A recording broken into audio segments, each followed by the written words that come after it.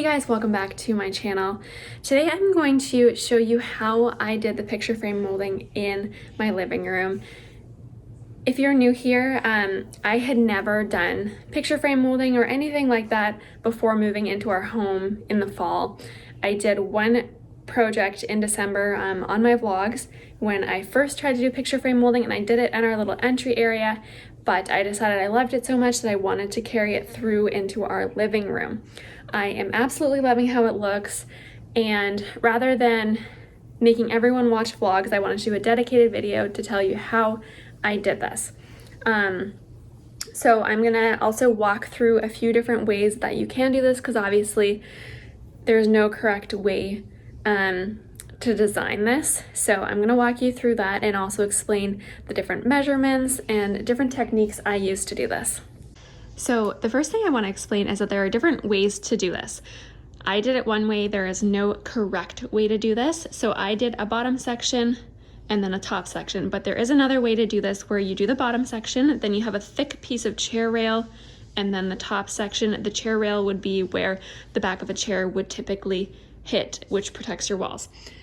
I didn't do it that way. I just did the bottom section and the top section. Another way that you can also do it, whether you do this style or the chair rail style, is having all of your panels the same width. Because all of my walls in this particular room are different sizes, I did not do that method. But if you were doing this in a bedroom and you have a lot of wall space that is uninterrupted, I would definitely recommend doing it that way. So you could do sections that were maybe 2.5, 3 feet, and you keep repeating the same width of sections. So if I had have done that in here, that would mean there would be 2 sections here, I guess 2 sections here. These would all probably stay as is. That would be 2 sections, that would be 2 sections, and this would be 2 sections. Hopefully that explanation helps, but I did put pictures up on the screen when I edited this so that it made a little more sense to you and explained all of the styles. Also, the next thing I want to explain is when I did this in the entryway, if you look back to that vlog, I glued the pieces. So I used a product called No More Nails to glue the strips onto the wall, and to keep them up there while the glue was drying, I used painter's tape. That is a method that would not easily be removed and would wreck your walls if you ever wanted to take it down. So when I did this, I used a brad nailer so that I could easily take the pieces off. Of course, that would leave holes in the wall that I would have to patch if I ever did take it down. There is a renter-friendly way of doing this. There's a girl on Instagram, her handle is Pretty in the Pines. She did this in her rental where she just used double-sided tape. So that is another way that you could do this. But if you own the house, I would recommend using a nailer. Don't use the glue. So hopefully that helps there. The reason you would use a nailer versus just a hand nail and hammer is because you would damage the wood trim, and I will explain that a little bit further in this video so that you understand that as well. So firstly, when we were doing this wall, I did not paint it. It was bare wood that I put up, and it was way harder to paint. So after I finished this wall, I stopped and went ahead and painted all the other pieces. But also, we have 10-foot ceilings in our house, so these measurements may not work for you, but I'll explain the spacing. So what I did is measured from the ceiling. I did 3.5 inches down.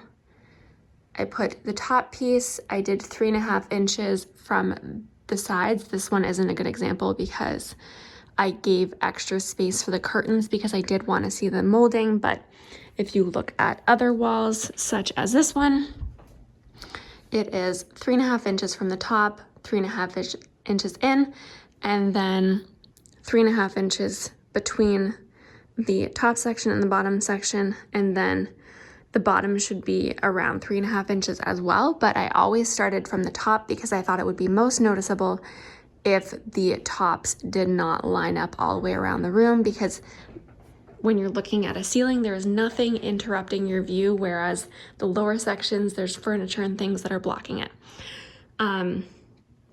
So the spacing is 3.5 inches. The bottom section I did as 21. So from the top corner to the bottom corner, that is 21 inches, then a 3.5 inch gap. And then in my house, I did a 77 inch section. But if you have 8-foot ceilings or 9-foot ceilings, you need to adjust that. The bottom section should be fine to do the 21 inches, but the top section you should adjust. So you have to do a little bit of math to do that, but what I did is I did 3.5 inches plus 21 plus 3.5 inches, plus another 3.5 inches, and then I just subtracted the difference to know what that long piece would be. And I found that worked, and obviously then when you're measuring the widths, you do a similar thing where you measure the total and subtract 3.5 inches on both sides to figure out what the width's gonna be. Hopefully you guys can figure that out. I'm not very good at explaining math, nor am I very good at it. But I had a notebook and I wrote all of the different wall sections on the notebook and then wrote down all of the measurements and what the total pieces should be. And while it is more efficient to cut all the pieces at once, you're more likely to make mistakes and need to adjust. So if this is your first time doing it, I would probably recommend you do it piece by piece to make sure there are no mistakes. And you should always measure twice and only cut once. I think that is like a rule to go by, maybe even a quote, measure twice, cut once. So hopefully you find that helpful.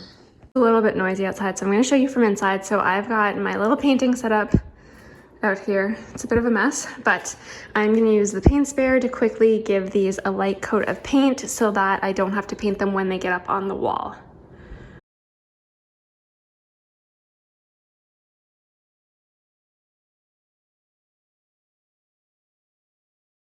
So they have at least one coat on, and hopefully that should dry, and then I can do touch-ups later inside if I missed anywhere. I'd show you my little setup down here. So here are all the pieces of wood. I painted the fronts first, then each of the sides, so that's why they're on their side right now.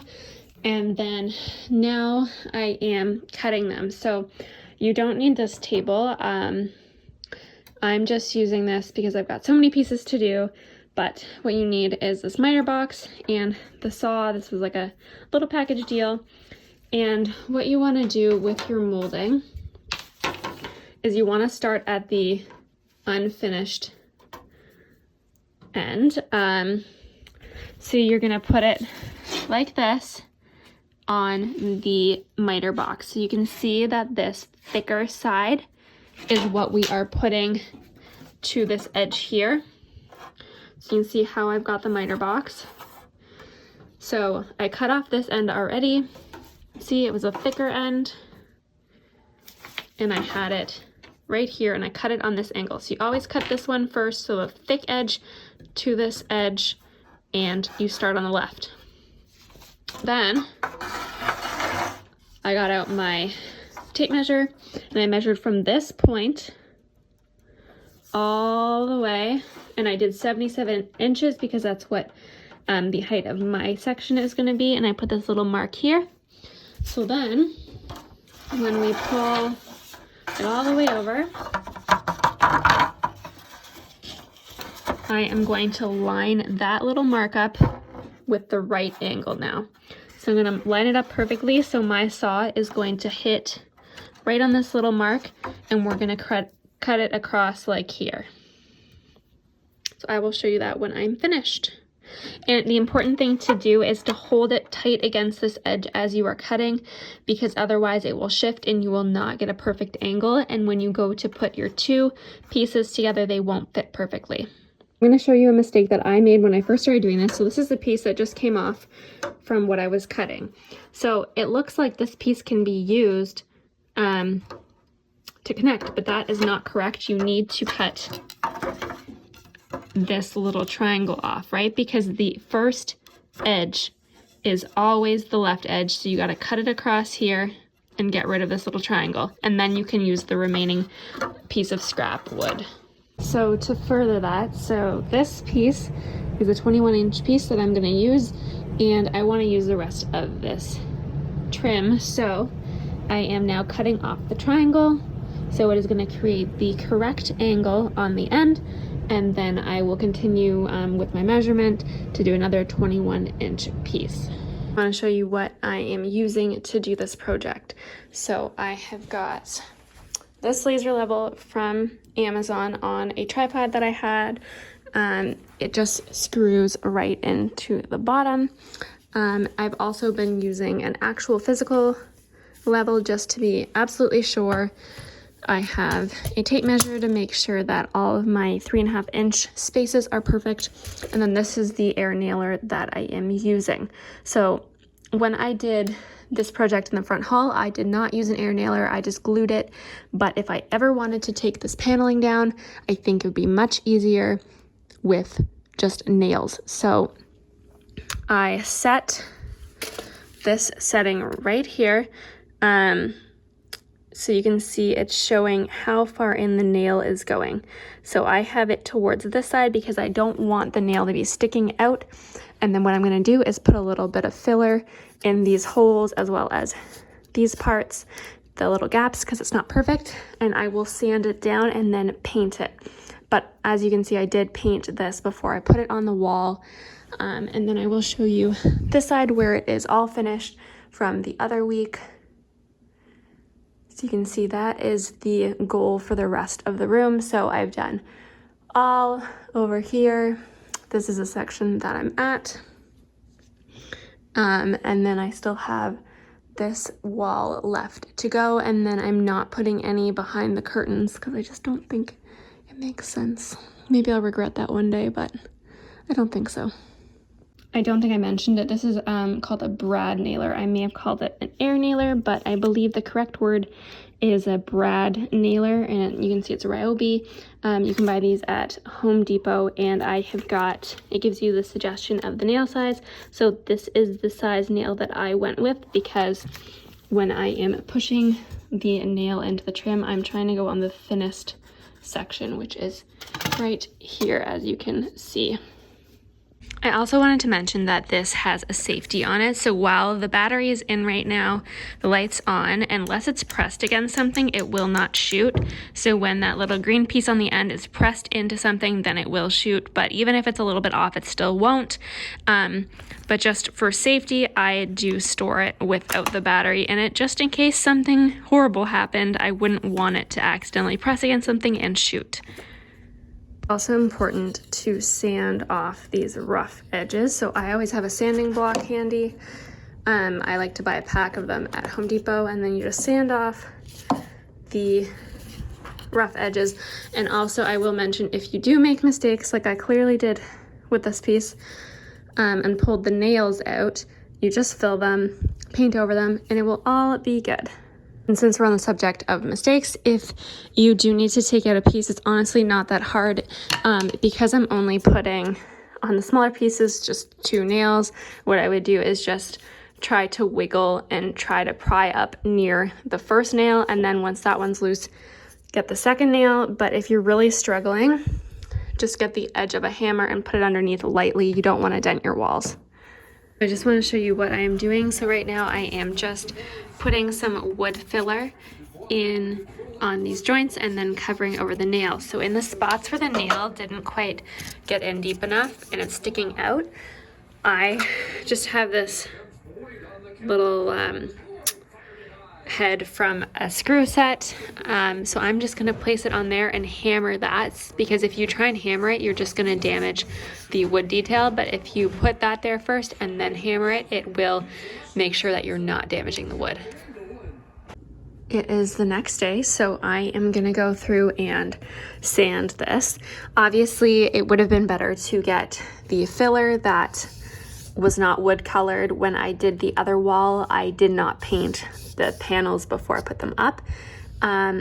So you can get this in white, but rather than going out and making another trip, I just used the wood color, and I'm gonna paint over it, so it's not a big deal.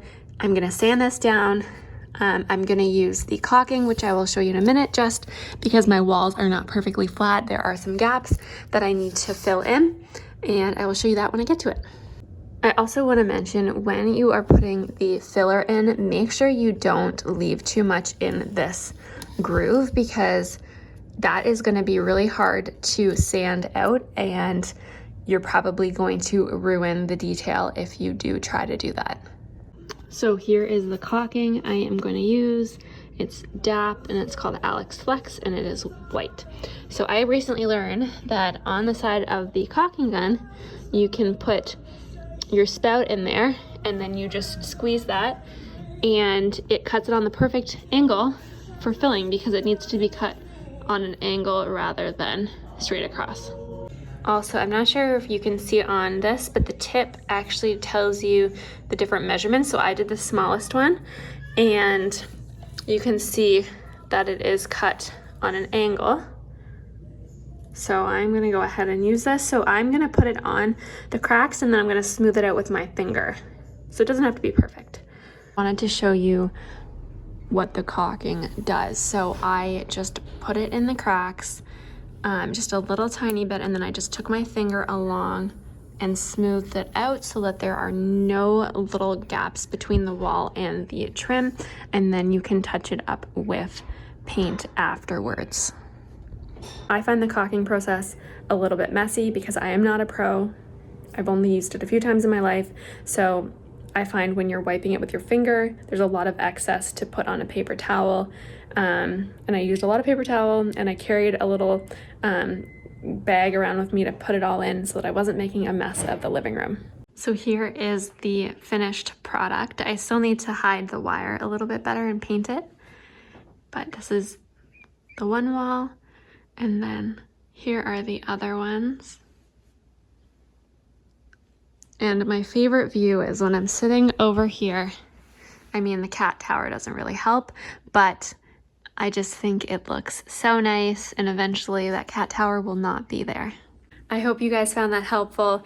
I know it's kind of more of a beginner's video, but honestly, I didn't know what I was doing before I started living here, so hopefully this helps you get a head start on this sort of a project.